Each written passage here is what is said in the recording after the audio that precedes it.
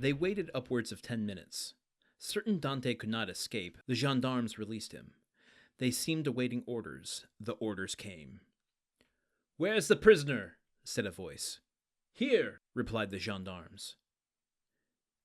"Let him follow me. I will take him to his cell." "Go," said the gendarmes, thrusting Dante forward.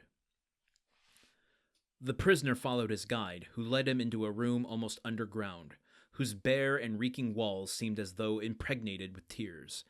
A lamp placed on a stool illuminated the apartment faintly and showed Dante the features of his conductor, an under-jailer, ill-clothed and of sullen appearance.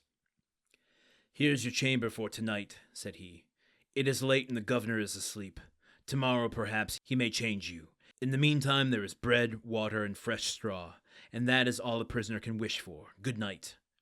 And before Dante could open his mouth, before he had noticed where the jailer placed his bread or the water, before he glanced toward the corner where the straw was, the jailer disappeared, taking with him the lamp and closing the door, leaving stamped upon the prisoner's mind the dim reflection of the dripping walls of his dungeon. Dante was alone in darkness and in silence, cold as the shadows that he felt breathe on his burning forehead.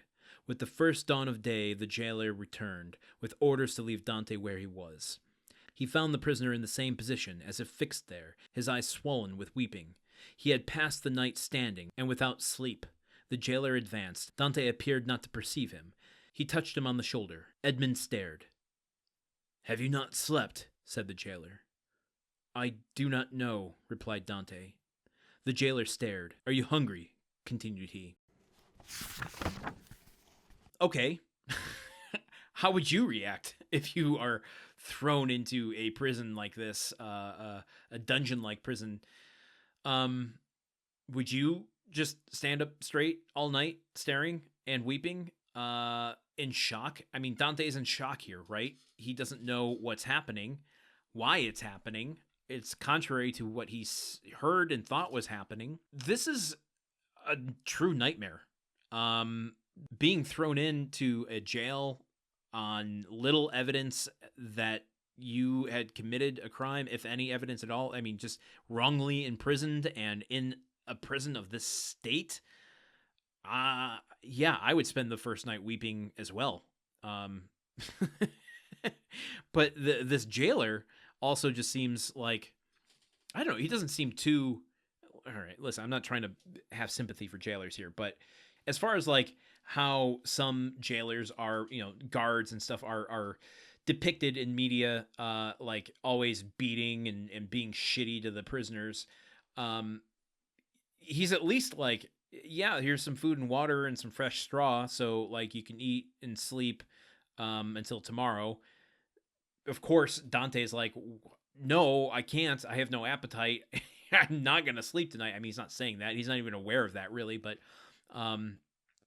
just the darkness. Can you imagine just that last bit of light and the briskness at which the jailer is like, here's this.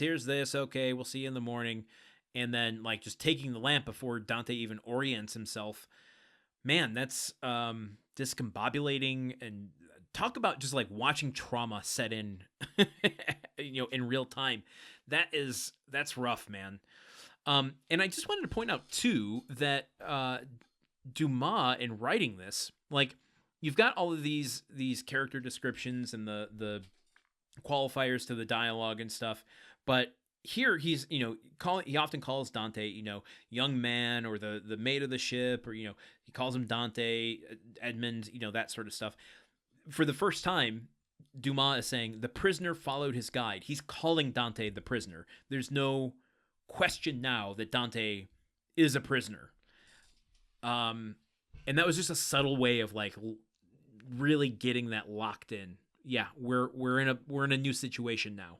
This is a whole new ball game to contend with. And just a reminder too, the Château d'If was a real place, and it did house a lot of real political opponents to the throne.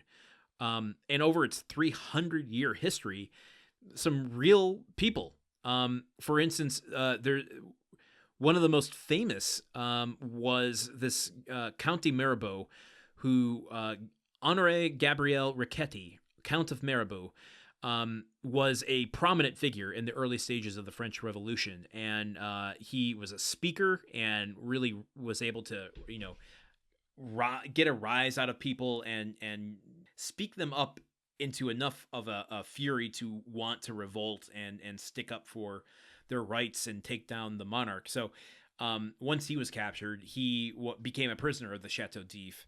And this was also just a historical earmark that the political prisoners like the Comte de Mirabeau, political prisoners were often held in extreme isolation. I would assume particularly people who are good at speaking and have dangerous ideas, but they were often held without formal charges, and especially if they were connected to, Bonapartist sympathies. Now, Riquetti is a little pre-Napoleon, but, imagine what the monarchy is doing to political prisoners during the Bonaparte regime. So, yeah, maybe we'll meet a few. Maybe we'll meet a few people that, we can't go through, 1,000 pages of this book and Dante not meeting anyone in prison. So, curious what new characters we're going to come across. I guess meet me here tomorrow as we start to wrap up Chapter 8. Okay, goodbye. The Countdown of Monte Cristo is part of the Gruntwork Podcast Network. This show is produced, edited, and hosted by Landon Solano. The original text of The Count of Monte Cristo by Alexander Dumas. Theme song by Magic Solo. If you want to support the show and others like it, visit patreon.com/gruntworkpod. Thank you for listening. See you tomorrow.